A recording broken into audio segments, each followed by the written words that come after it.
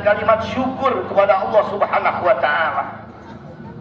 Allah yang maha besar telah melimpahkan karunia-Nya kepada kita semua. Allah yang maha rahim telah melimpahkan kasih sayang-Nya kepada kita semua, yang sampai saat ini kita masih dapat berkumpul dan bersujud di hadapan-Nya. Kita menundukkan kepala kita yang suka kita besar-besarkan ini, sama kedudukannya dengan kaki kita.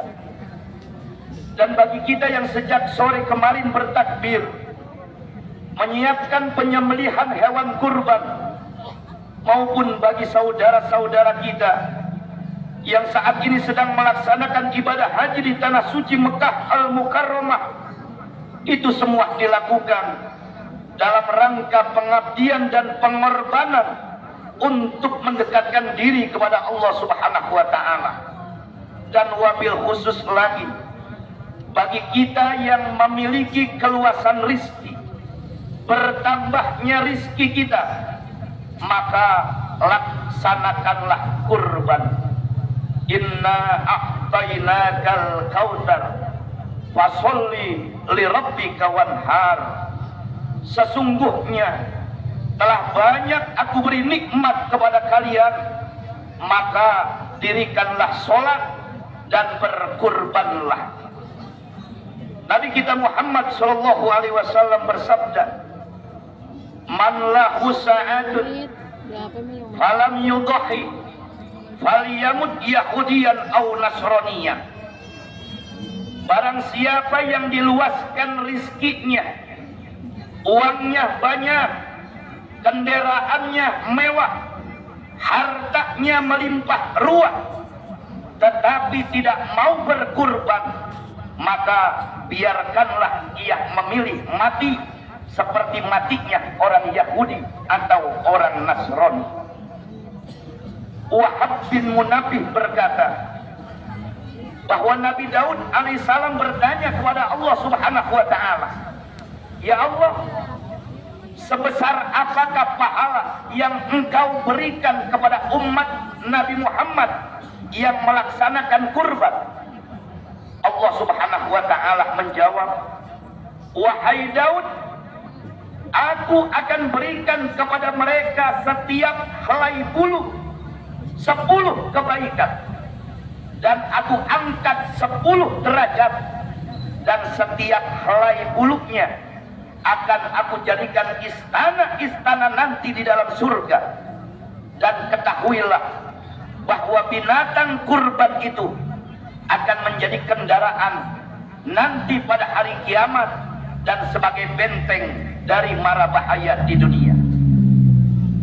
Maka bagi kita yang belum mampu melaksanakan kurban adalah bagaimana kita berusaha menanamkan semangat untuk berkurban yang telah diteladani oleh 3 serangkai hamba Allah, yaitu Nabi Ibrahim alaihissalam, Nabi Ismail alaihissalam, dan Siti Hajar. Dan kemudian semangat berkurban ini kita realisasikan dalam konteks pembangunan di wilayah kita yang saat ini sedang membutuhkan partisipasi kita, baik moral maupun materi. Saudaraku sidang id, hamba Allah yang mulia, panggilan untuk berkurban selalu memanggil-manggil kita setiap tahun. Tetapi tidak semua orang memiliki kemampuan secara ekonomi untuk berkurban. Maka bagi kita yang belum mampu untuk berkurban, dan bagi mereka yang telah mampu melaksanakan kurban, hendaklah kita dapat menanamkan semangat untuk berkurban.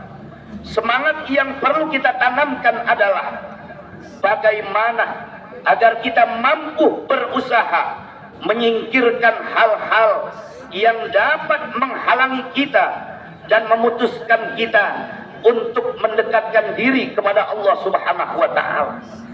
Penghalang-penghalang itu adalah berhala-berhala dalam berbagai macam bentuk, seperti nafsu cinta kepada dunia yang berlebihan, terlalu cinta dengan jabatan dan kekuasaan. itulah penghalang-penghalang kita, itulah berhala-berhala kita yang dapat memutuskan kedekatan kita kepada Allah Subhanahu wa taala. Ya ayyuhalladzina amanu la tulhikum amwalukum wala auladukum an dzikrillah. Wahai orang-orang yang beriman, janganlah sampai gara-gara sibuk dengan ngurusin harta, sibuk ngurusin anak dan keluarga, sibuk dengan jabatan, kalian lalai dan berpaling dari Allah Subhanahu wa taala. Jangan kita tertipu dengan sesuatu yang sangat kita cintai di dunia sehingga membuat kita lalai, bahkan kita lupa untuk beribadah kepada Allah Subhanahu wa taala. Lihatlah bagaimana kecintaan Nabi Ibrahim alaihissalam kepada putranya Nabi Ismail alaihissalam. Lihatlah bagaimana kecintaan Siti Hajar kepada suami dan anaknya. Ada sepenggal cerita tentang cerita keluarga Nabi Ibrahim alaihissalam, bahwa Nabi Ibrahim dan Siti Hajar hidup bertahun-tahun mengarungi rumah tangga yang tidak memiliki keturunan. Dapat kita bayangkan bagaimana rasanya bila rumah tangga yang kita bangun selama bertahun-tahun, namun buah hati, belahan jiwa, anak sebagai pelipul rala tidak pernah kunjung datang. Kemudian Allah berkehendak, lahirlah bayi kecil yang lahir dari rahim Siti Hajar yang diberi nama Ismail. Namun kebahagiaan Nabi Ibrahim dan Siti Hajar harus diuji lagi oleh Allah Subhanahu wa taala. Nabi Ibrahim mendapatkan perintah dari Allah untuk menyembelih putranya Ismail alaihissalam. Wahai anakku, aku mendapatkan perintah dari Allah untuk menyembelih engkau. Bagaimana pendapatmu? Kemudian Nabi Ismail menjawab, wahai ayah, jika memang itu perintah dari Allah, maka laksanakanlah. Allahu Akbar. Dapat kita bayangkan, bila seorang ayah harus tega dan tega, harus menyembelih putranya semata wayang yang sangat dicintai. Tapi itulah Nabi Ibrahim Khalilullah, kekasih Allah, menyembelih putranya atas perintah Allah adalah menjadi bagian dari sebuah ketaatan dan kecintaan kepada Allah Subhanahu wa taala. Lalu apa yang dapat kita ambil hikmahnya dari perjalanan spiritual keluarga Nabi Ibrahim alaihissalam? Sanggupkah kita membuktikan cinta kita kepada Allah dengan kita mengorbankan apa-apa yang sangat kita cintai di dunia ini untuk kita korbankan di jalan Allah Subhanahu wa taala? Sudah sanggupkah kita memberikan sesuatu yang kita miliki saat ini untuk berkhidmat di jalan Allah?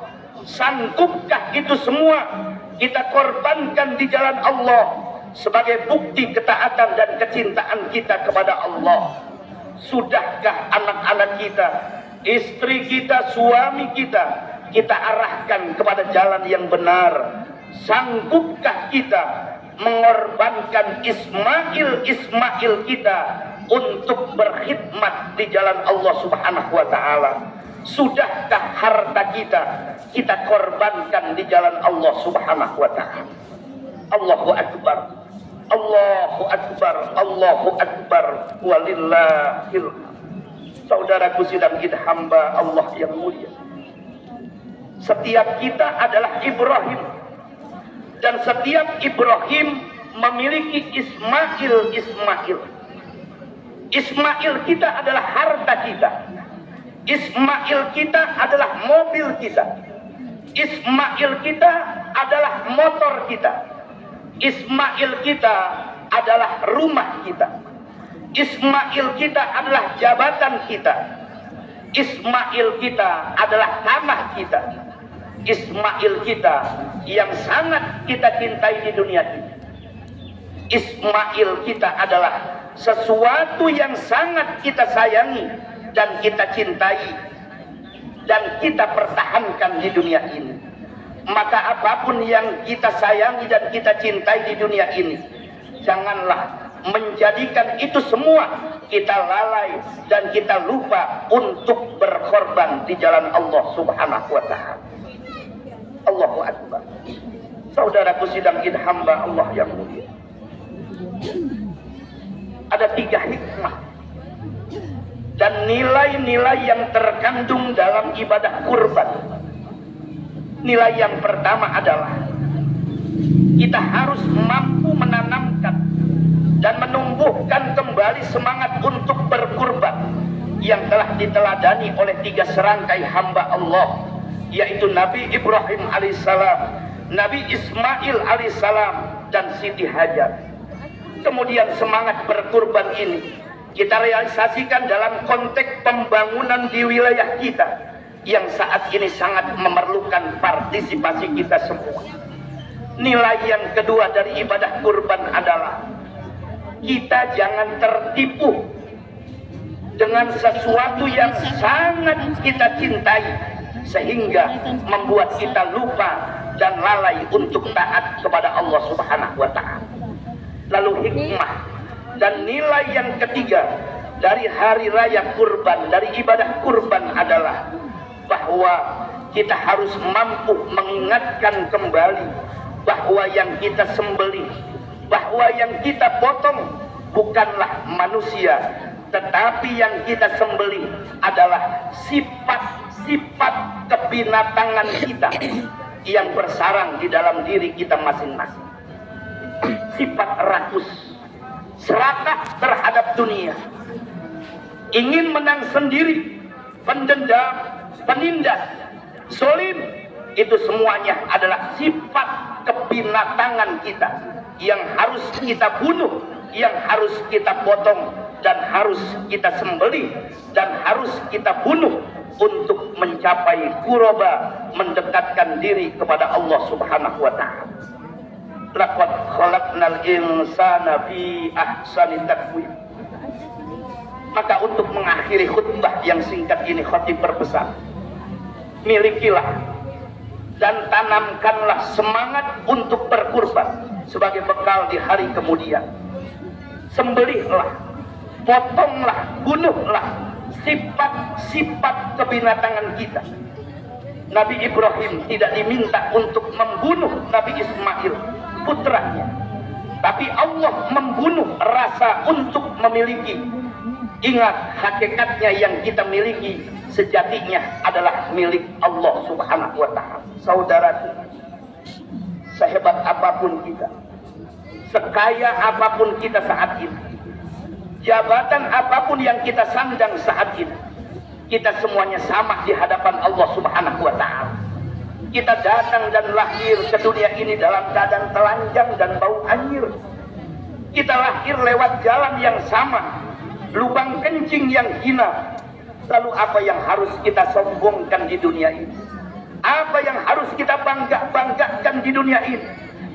Harta kita, jabatan kita, anak-anak kita, istri kita, suami kita. Itu semuanya adalah titipan Allah Subhanahu wa Ta'ala yang suatu saat nanti akan diambil kembali oleh sang pemiliknya.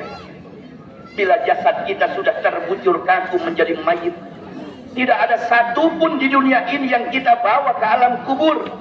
Masuklah jasad kita ke alam kubur yang menjadi santapan cacing dan belatung tanah. Terhimpit badan kita dengan himpitan tanah kubur, maka hancurlah semua tulang belulang kita. Lalu siapa teman setia kita ketika kita nanti berada di alam kubur? Teman pendamping sejati kita ketika kita nanti berada di alam kubur adalah tidak lain dan tidak bukan adalah amal soleh kita yang menjadi teman setia kita nanti berada di alam kubur. Itulah amal yang saat ini kita lakukan yang menjadi penyelamat dari siksa kubur. Akhirnya Kita berdoa kepada Allah Subhanahu wa taala.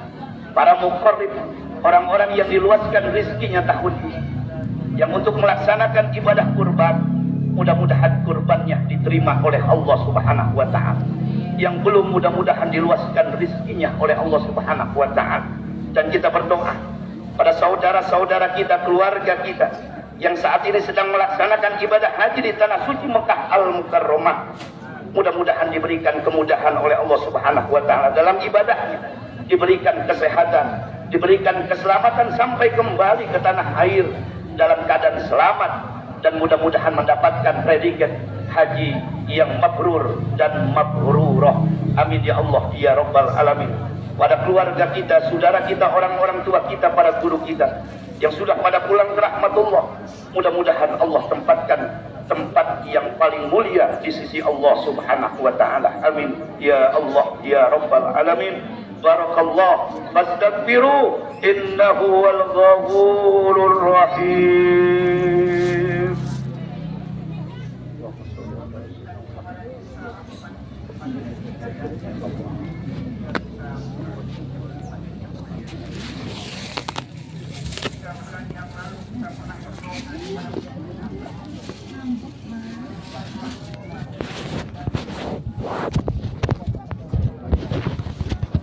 Allahu Akbar. Allahu Akbar. Allahu Akbar. Allahu Akbar. Allahu Akbar. Allahu Akbar. Allahu Akbar. Walillahil hamd. Alhamdulillahil aliyyil a'la wal waliyul maula alladhi sadaqa wa'dah wa nasara 'abdahu wa aza jundahu wa hazamal ahzaba wahdah. Ashhadu an la ilaha illallah wahdahu la syarika lah wa ashhadu anna Muhammadan abduhu wa rasuluh la nabiyya ba'da. Allahumma salli wa sallim wa barik ala sayyidina Muhammadin wa ala alihi wa ashabihi min ahli sidqi wal wafa. Amma ba'du fa ya ibadallah, ittaqullaha haqqa tuqatih wa la tamutunna illa wa antum muslimun. Wa'lamu anna Allah ta'ala shalla ala nabi qadim wa sana bi malaikati qudsi wa qala ta'ala inna Allah wa malaikatahu yusalluna 'alan nabi ya ayyuhalladzina amanu sallu 'alaihi wa sallimu taslima.